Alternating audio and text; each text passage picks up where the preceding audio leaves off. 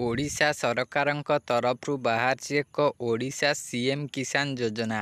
ଏଇ ଯେଉଁ ଓଡ଼ିଶା ସିଏମ୍ କିଷାନ ଯୋଜନା, ଏହି ଯୋଜନା ବିଷୟରେ ଏବେ ଚାଲନ୍ତୁ ଜାଣିବା। ଏହା ସହିତ ଏଥିରେ ଆପଣମାନେ କିପରି ଆବେଦନ କରିବେ ଏହା ବିଷୟରେ ମଧ୍ୟ ପୁରା ଡିଟେଲ୍ସରେ ଜାଣିବା। ଦେଖନ୍ତୁ, ଏଇ ଯେଉଁ ଓଡ଼ିଶା ସିଏମ୍ କିଷାନ ଯୋଜନା, ଏହା ବିଷୟରେ ଏବେ ଡିଟେଲ୍ସରେ କହୁଛି। ଦେଖନ୍ତୁ ଏଇ ଯେଉଁ ସିଏମ୍ କିଷାନ ଯୋଜନାଟି, ଏହି ସିଏମ୍ କିଷାନ ଯୋଜନାରେ ଆପଣଙ୍କର କ'ଣ ସବୁ ଲାଭ ମିଳୁଛି ଦେଖନ୍ତୁ।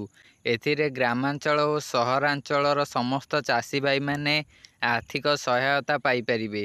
ପ୍ରଧାନମନ୍ତ୍ରୀ କିଷାନ ଯୋଜନା ବ୍ୟତୀତ ଏହି ସହାୟତା ପ୍ରଦାନ କରାଯିବ। ପ୍ରଧାନମନ୍ତ୍ରୀ କିଷାନ ସମ୍ମାନ ନିଧି ଯୋଜନା ଆପଣମାନେ ଜାଣିଥିବେ, ସିଏ ଅଲଗା ଦିଆଯିବ। ଏହି ସିଏମ୍ କିଷାନ ଯୋଜନାର ଟଙ୍କା ଅଲଗା ଦିଆଯିବ। ଏହା ସହିତ ଏଥିରେ ଦେଖନ୍ତୁ ଲେଖା ହେଇଛି, ସାହାଯ୍ୟର ବିଶେଷ ତଥ୍ୟ ଏପର୍ଯ୍ୟନ୍ତ ସୂଚିତ କରାଯାଇ ନାହିଁ। ଏଥିରେ ଦେଖନ୍ତୁ ଆପଣଙ୍କର ଯୋଗ୍ୟତା କ'ଣ ରହିବା ଦରକାର। ଆପଣ ଓଡ଼ିଶାର ଯେକୌଣସି ଗ୍ରାମୀଣ ଓ ସହରାଞ୍ଚଳର ଚାଷୀ ହୁଅନ୍ତୁ ନା କାହିଁକି, ଆପଣଙ୍କୁ ଏଥିରେ ଲାଭ ଦିଆଯିବ। ଆପଣ ଓଡ଼ିଶାର ଯେକୌଣସି ଗ୍ରାମ ଓ ସହରାଞ୍ଚଳର ଜଣେ ବାସିନ୍ଦା ହୋଇଥିବା ଦରକାର, ଜଣେ ଚାଷୀ ହୋଇଥିବା ଦରକାର, କ୍ଷୁଦ୍ର କୃଷକ ହୋଇଥିବା ଆବଶ୍ୟକ। ପିଏମ୍ କିଷାନ ଯୋଜନାର ହିତାଧିକାରୀ ଆପଣ ମଧ୍ୟ ପିଏମ୍ କିଷାନ ଯୋଜନାର ହିତାଧିକାରୀ ହୋଇଥିବା ଦରକାର। ଅନ୍ୟାନ୍ୟ ମାନଦଣ୍ଡ ଶୀଘ୍ର ଜାରି କରାଯିବ।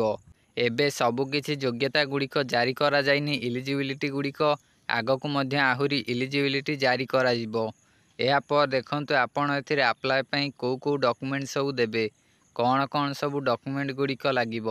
ଏଥିରେ ଆପଣଙ୍କର ଆଧାର କାର୍ଡ଼, ଠିକଣା ପ୍ରମାଣପତ୍ର ଯେପରିକି ଆଧାର କାର୍ଡ଼, ପାନ୍ କାର୍ଡ଼ ଏସବୁକୁ ବ୍ୟବହାର କରିପାରିବେ। ଆପଣଙ୍କର ବ୍ୟାଙ୍କ ଡକୁମେଣ୍ଟ, ଆପଣଙ୍କର ନିଶ୍ଚୟ ବ୍ୟାଙ୍କ ଆକାଉଣ୍ଟ ଥିବ, ଆପଣଙ୍କୁ ବ୍ୟାଙ୍କ ଡକୁମେଣ୍ଟ ଦେବାକୁ ପଡ଼ିବ। ଏହା ସହିତ ଆୟ ପ୍ରମାଣପତ୍ର ଓ ପରିଚୟ ପ୍ରମାଣପତ୍ର, ପାସପୋର୍ଟ ଆକାରର ଫଟୋଗ୍ରାଫ, ଆପଣଙ୍କୁ ଏକ ପାସପୋର୍ଟ ସାଇଜର ଫଟୋ ମଧ୍ୟ ଦେବାକୁ ପଡ଼ିବ। ଏହା ସହିତ ଆପଣଙ୍କର ଜମି ଦଲିଲ, ଜମିର କାଗଜପତ୍ର। ଏଥିରେ ଦେଖନ୍ତୁ ଆପଣମାନେ କିପରି ଆପ୍ଲାଏ କରିବେ। ଏଥିରେ ଯଦି ଆପଣ ଏହି ସିଏମ୍ କିଷାନ ଯୋଜନାରେ ଆବେଦନ କରିବାକୁ ଚାହୁଁଛନ୍ତି, ଏଥିରେ ଆପଣ କିପରି ଆବେଦନ କରିପାରିବେ। ଦେଖନ୍ତୁ ଏଠି ଆବେଦନ କରିବାର କୌଣସି ପ୍ରକ୍ରିୟା ଏପର୍ଯ୍ୟନ୍ତ ଆସିନି। ଦେଖନ୍ତୁ ଲେଖା ହେଇଛି, ଯୋଗ୍ୟ କୃଷକମାନେ ଓଡ଼ିଶା ସିଏମ୍ କିଷାନ ଯୋଜନା ପାଇଁ ଆବେଦନ କରିପାରିବେ। ତଥାପି ସିଏମ୍ କିଷାନ ଯୋଜନା ଆବେଦନ ପତ୍ରର ବିବରଣୀ ଏପର୍ଯ୍ୟନ୍ତ ପ୍ରଦାନ କରାଯାଇ ନାହିଁ। ଏପର୍ଯ୍ୟନ୍ତ ଆବେଦନର ପ୍ରକ୍ରିୟା କିଛି ଆସିନି। ଆବେଦନକାରୀମାନେ ଅନଲାଇନ୍ କିମ୍ବା ଅଫଲାଇନ୍ରେ ସିଏମ୍ କିଷାନ ଯୋଜନାର ଆବେଦନ ଫର୍ମ ଦାଖଲ କରିପାରିବେ।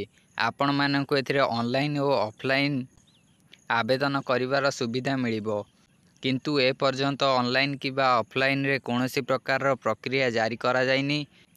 ଏଥିରେ ଆବେଦନ ଯେବେ ଆରମ୍ଭ ହେବ, ଆବେଦନ ପ୍ରକ୍ରିୟା ଜାରି ହେବ, ମୁଁ ଆପଣମାନଙ୍କୁ ଭିଡ଼ିଓ ମାଧ୍ୟମରେ ଆପ୍ଲାଏ କରିକି ମଧ୍ୟ ଜଣାଇଦେବି।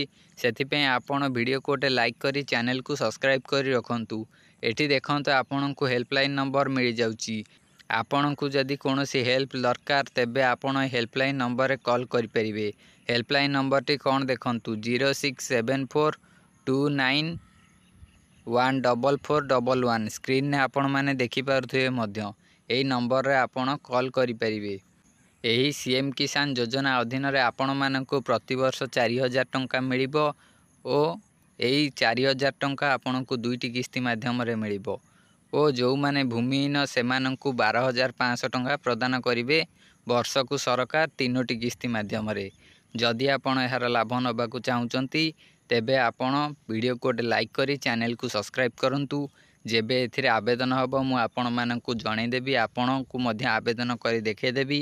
ଆପଣ ଆପଣଙ୍କ ମୋବାଇଲ ମାଧ୍ୟମରେ ଏଥିରେ ଆବେଦନ କରିନେବେ ଓ ଆପଣ ଏହି ସିଏମ୍ କିଷାନ ଯୋଜନାର ଲାଭକୁ ନେଇପାରିବେ।